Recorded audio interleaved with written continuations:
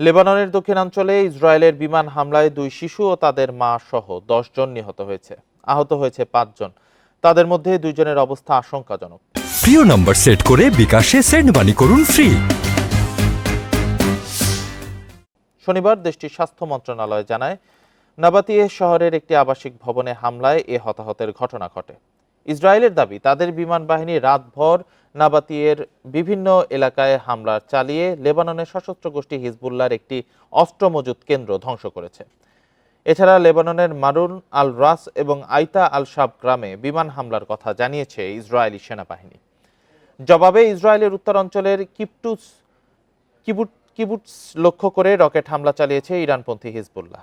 এছাড়া ইসরায়েলি সেনা ঘাঁটিতে হামলায় 2 সেনা আহত হয়েছে বলে জানিয়েছে আইডিএফ।